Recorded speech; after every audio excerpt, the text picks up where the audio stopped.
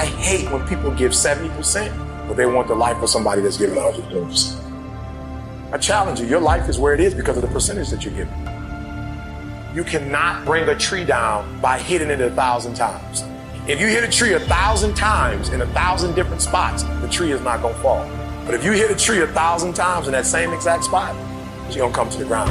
Your problem is you did hit it 1,000 times, but in 1,000 different places. I need you to do me a huge favor, stop trying to be deep.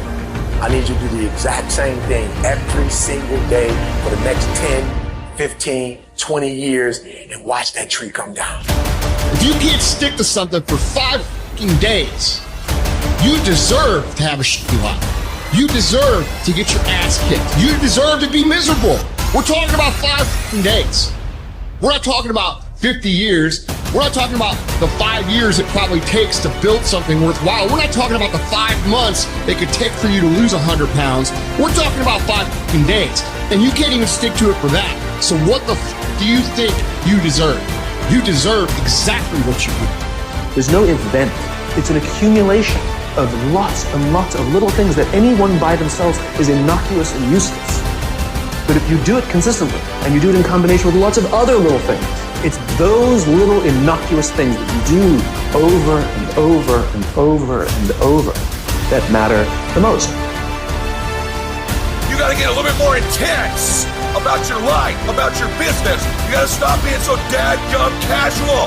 You gotta get in the game. If you're gonna play the game, let's play to win it. Let's play to max it out. Let's play to 10x it. I want you shaking. I want you feeling it. I want your intensity level to go up. Because it's decisions we make that chase that best version of us every second, every day. That every day alters the direction, the course of our life.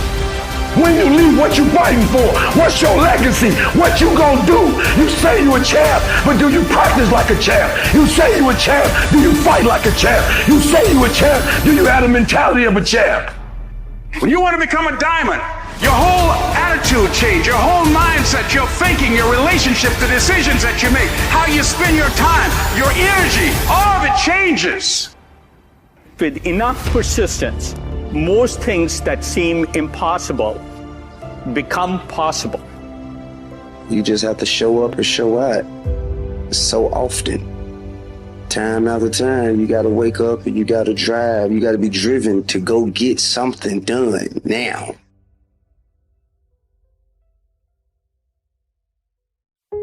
Hey everybody, Dr. Joe here.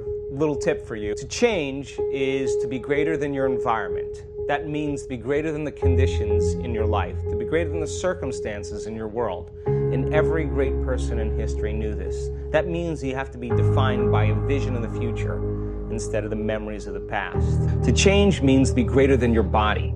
Those unconscious habits and behaviors and choices that you've made over and over again so many times that the body becomes the mind. Emotions that are connected to past experiences keep you anchored emotionally to the past, and if those emotions are driving your thoughts, and those thoughts are creating the same emotions, then your body has become the mind, which means that in order for you to change, you're going to have to get greater than those emotional reactions, habits, and hardwired attitudes that keep you running unconscious programs. And to change then is to be greater than time. If you're waking up every single day and making the same choices and demonstrating the same behaviors and creating the same experiences, and you do that over and over again, it makes sense that your past is going to look a lot like your future, and your future will be more of your past. Finding the sweet spot of the generous present moment, existing in that place where you're no longer trying to predict the future based on the past, means you're in the unknown. And when you're in that place called the eternal present moment, that's where all possibilities exist. Give it a try. Adopt a simple habit. Every single morning, I do a very simple thing. I write down 5 things that I want. That's it. When I start my day, after I get up when the alarm rings, I make my bed, I pull on my exercise clothes, I set an intention, I high-five myself in the mirror, I then go out into the kitchen, I crack open my high-five journal, and then inside the journal there are prompts that walk me through the steps of visualizing. And the first prompt is dream with the lid off. Set your spirit free. Write down 5 things every morning that you want. And this is important because when you get what you want out of your head and you physically put them on a piece of paper, research shows that you're 42% more likely to achieve those goals simply by writing them down. That's pretty cool. Secondly, your mind is paying attention. And when you take deliberate action and you write down what you want, you are signaling to your brain that you deserve to have these things. You are signaling to your brain that you do want those things. You're not just going to think about them. These are things that matter to you. And that helps train your mind to allow you to let the desires flow through you. Because right now, you're not manifesting properly because you're not even allowing yourself to dream with the lid off. So that's step number one. We're going to start writing down 5 things that you want every single morning as a way to train your mind to let you dream freely. How do I gain more confidence? It starts with yourself, man. You got to start diving into those things that you are afraid of. You don't gain confidence by going to a spot that makes you feel good. It's going to be a false reality. And the second life gives you that challenge, all you want to do is go back to, or what gave you confidence, is that happy spot. No, what gave me confidence was spending years at a kitchen table trying to learn how to read and write on my own.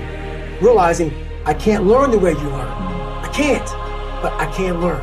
What gives you confidence, not being afraid, is overcoming the fear. I used to stutter so really bad. So right now, I don't know how many people want to watch this. You know what gives me confidence? Is knowing I no longer care if I say and start stuttering to you. That's what gives me confidence, is facing these things, overcoming them. And maybe not overcoming them every day, but facing them. And facing them, facing them. Pretty soon like this, oh man, this is what's that. It's not in that comfort zone. It's in the discomfort zone is where my confidence is getting built. That's where it's getting built. The people, they want an easier answer. There has to be an easier way. There's not. I'm sorry. I searched for it my entire life.